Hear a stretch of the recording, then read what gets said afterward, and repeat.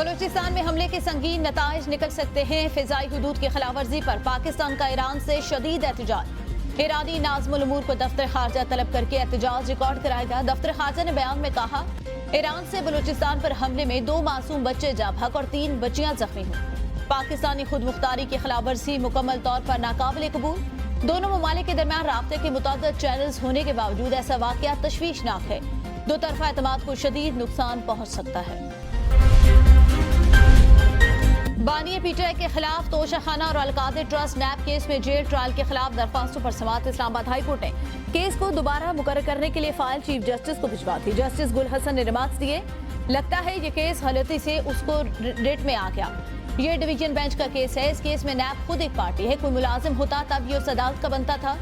वकील लतीफ खोसा बोले, जज मोहम्मद बशीर की खासियत है, उनके पास नवाज शरीफ से बानी पीटीआई सबके केसेस लगे हुए हैं। जस्टिस मियां गुल हसन औरंगजेब ने लतीफ खोसा को जज मोहम्मद बशीर पर बात करने से रोक दिया।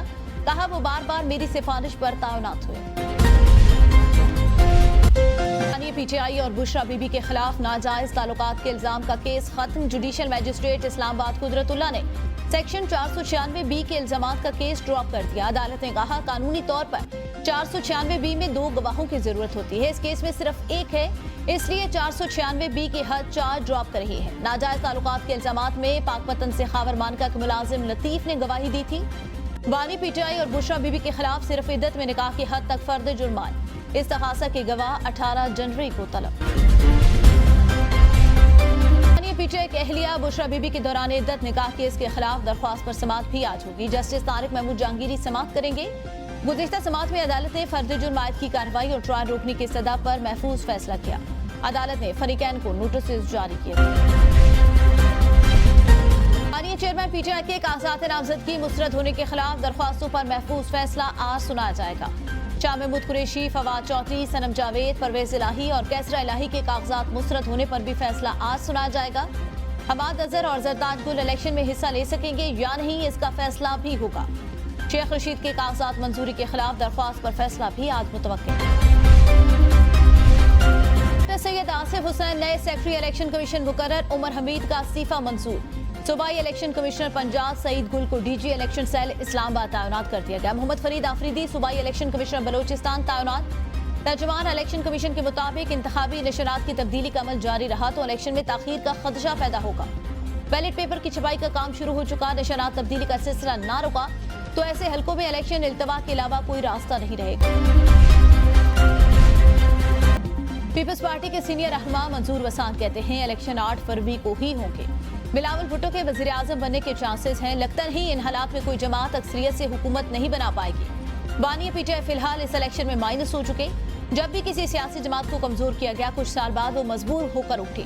नवाज शरीफ ज़ियाउल हक की पैदावार, वो हमेशा चोर दरवाजे से इक़्तिदार में आए। 18वीं तरमीम से सिर्फ छोटे सूबों को ही बल्कि पंजाब को सबसे ज्यादा फायदा है। रिंग रोड मंसूबे में करप्शन के केस में परवेज इलाही की बीवी कैसरा इलाही, रासिक इलाही और ज़हरा इलाही की अबूरी जमात में 14 फरवरी तक तौसील। तीनों मुल्ज़िमान हाजिरी के लिए लाहौर की मकामी अदालत में पेश। अदालत ने एंटी करप्शन को मुल्ज़िमान को गिरफ्तारी से रोक रखा है। जस्टिस मज़ाहिर की सुप्रीम जुडिशल काउंसिल में कार्रवाई के खिलाफ दरख्वास्त का तहरीरी हुक्मनामा जारी। हुक्मनामे में कहा गया, अदालत ने सिर्फ शिकायत कुनिंदगान को फरीक बनाने के नुक्ते पर दलाइल सुने। मौक़िफ़ सुने बगैर किसी के खिलाफ कोई हुक्म जारी नहीं किया जा सकता। सुप्रीम जुडिशल काउंसिल की कार्रवाई रोकने की इस्तदा इस मरहले पर काबिल कबूल नहीं। गुज़िश्ता समाअत पर बेंच की तश्कील पर एतराज़ किया गया, जिसे वापस ले लिया गया। दरख्वास्त जरूरी तरमीम के बाद दोबारा दायर होने पर समाअत के लिए मुकर्रर की जाए। Work for him. Really good slow ball. A little bit of communication there. Yeah, it's gone. That's part of the equipment. That one's straight up. Underneath this is Mitch Santner. Takes it. Oh, he's got plenty of it. Maybe not quite enough though. Tough catch taken. Got back in the box. Hasn't quite placed this though. Good catch. Well taken, Phillips. न test, न one day, न ही T20। Pakistan cricket team तमाम formats में नाकाम। New Zealand के खिलाफ तीसरे T20 match में कौमी टीम को 45 रन से शिकस्त। 224 रन के ताक़ुब में पाकिस्तानी टीम 179 रन बना सकी। बाबर आजम 58 रन बनाकर नुमाया। टिम साउथी ने 2 खिलाड़ियों को पवेलियन भेजा। 5 मैचों की सीरीज में न्यूजीलैंड ने 3-0 की फैसला कुन बर्तरी हासिल कर ली। Oh, wow. Bang, he's gone again.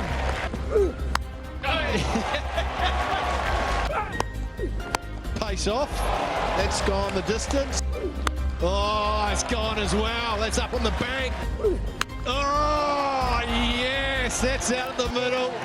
That's gone many a mile. Oh, crunched. Gone for 6 more. Crunched. Crunched. Has he done it? Yes, he has. That is a punishing T20 from... Allen ने Pakistani bowlers को दिन में तारे दिखा दिए। 16 छक्के लगाकर T20 international की एक इनिंग में सबसे ज्यादा छक्के लगाने का रिकॉर्ड बराबर। 62 गेंदों पर 137 रन बनाकर T20 इंटरनेशनल में सबसे ज्यादा रन बनाने वाले केवी बल्लेबाज बन गए। पाकिस्तान की बैटिंग लाइन मुसलसल नाकाम। खिलाड़ियों ने तो चल मैं आया की पॉलिसी अपना ली। ओपनर साइम अयूब 10, मोहम्मद रिजवान 24 रन बना सके। फखर जमान 19, आजम खान ने 10 रन बनाए। इफ्तिखार अहमद 1, मोहम्मद नवाज 28 रन बनाकर पवेलियन लौटे। बाबर आजम ने 58 रन बनाए मगर मैच विनिंग इनिंग्स ना खेल सके।